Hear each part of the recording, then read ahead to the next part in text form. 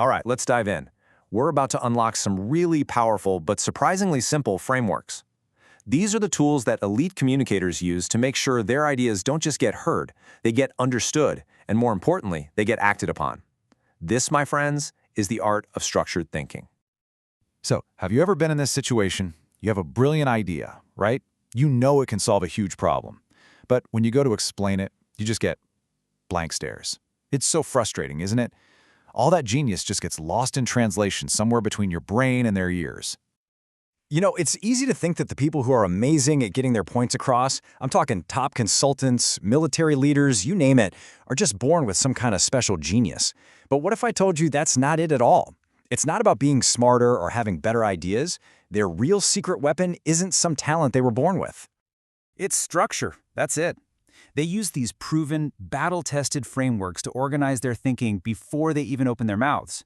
We're talking about the exact same tools used by the big-shot consulting firms and even the military to make sure every single message is clear and has an impact. And today, we're going to open up that toolkit for you.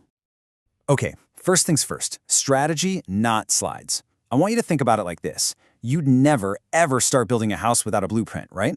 Well, the exact same thing is true for communication. Before you write a single word or create a single slide, you absolutely need that strategic foundation. And that foundation, it's a simple little framework called AIM. That stands for Audience, Intent, and Message. Seriously, this is your non-negotiable first step. It's what forces you to pause for a second and actually think about who you're talking to and what you're trying to do. And make sure your message is built for them, not just for you. So, let's break that down, okay? First up, audience. Who are these people? What do they already know? And this is the big one. What do they need? Honestly, this is the most important part of the whole process. Next, your intent. After they hear you, what do you want them to know or feel or do? And finally, your message. You've got to boil it all down. What's the one single core takeaway that achieves your intent? You know, this quote from Barbara Minto, who's a total legend from McKinsey, by the way, it just hits the nail on the head. It's the perfect bridge from what you want to say to how you're going to say it. The big idea here is that when communication is unclear, it's usually not because of the words. It's because the order of the ideas is all wrong. You have to get your thinking clear first. Okay, so our AIM framework gave us the what. Now we need the how. And for that, it's time to build your thinking pyramid. This is literally the blueprint for your argument. It's how you take all those complex ideas and frame them up logically, just like an architect framing a house before the walls go up. Let's be real for a second. Most of us start right here. It's just this messy cloud of disconnected facts, data points, random thoughts. We've got all this stuff in our heads, and our first instinct is to just dump it all on the audience and hope they can figure it out. Spoilers, that almost never works. So, to bring order to that chaos, we're going to use Barbara Minto's pyramid principle again. And this thing is so cool because it completely flips traditional communication upside down. You start at the very top with your main idea, the answer, the solution. Then, and only then, do you start bringing in your key arguments to back it up, all sitting on a solid foundation of your data and facts. And the most practical, direct way to use the pyramid principle is a concept that comes straight from the US military. It's called BLUF. It stands for bottom line up front. And it is exactly what it sounds like. You put the most important thing, your conclusion, your recommendation, right at the very beginning. No long warm-up, no suspense, just the bottom line. So let's just look at the two ways to do this. On one hand, you've got traditional storytelling. You build your case, you give some background, you present the evidence, and then big reveal, the conclusion at the end. That's great for telling a story around a campfire, but it's absolutely terrible for the boardroom. The BLUF approach, on the other hand, respects people's time, especially busy executives. It gives them the answer right away. The rest of your email or presentation is just there to prove why you're right. Okay, so having a clear structure is absolutely crucial, but it's not always enough. To really, truly move people to action, you need to wrap that logical structure in a compelling story.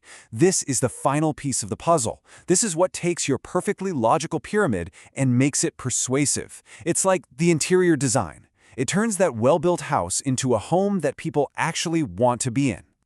And to do that, we're going to pull out a classic tool called Monroe's Motivated Sequence. Now, this thing was developed way back in the 1930s by a guy named Alan Monroe, and it's a 5-step psychological framework. It's designed for one thing and one thing only, to guide an audience to take a specific action. You can almost call it a recipe for persuasion. Step 1. Attention. Simple, right? You need a hook. You can't persuade someone who isn't even listening to you.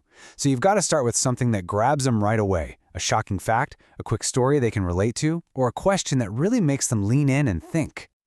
Okay, once you've got their attention, step 2 is to establish the need. This is where you lay out the problem.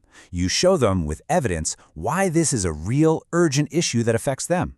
You want them to feel that pain point, to really get why things can't just stay the way they are.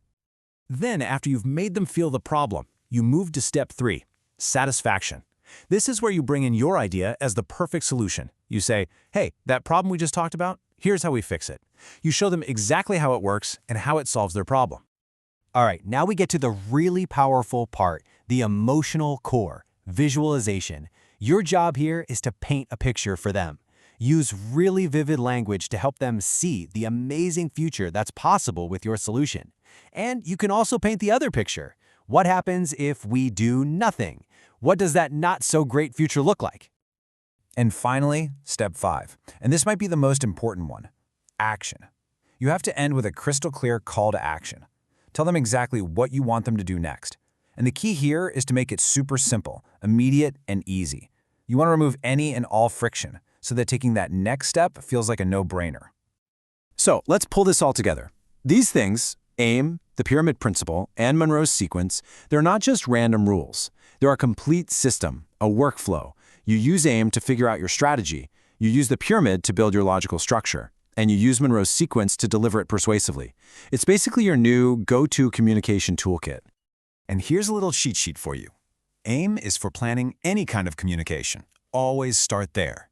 The pyramid, or bluff, is your best friend for things like executive summaries, reports, quick updates. And when you really need to convince someone for a sales pitch or call to action, that's when you bring out Monroe's motivated sequence. Okay, so here's a challenge for you. Don't just listen to this and forget about it. I want you to put it into practice, like right now. The very next email you write, I don't care if it's to your boss or a coworker, try using bluff.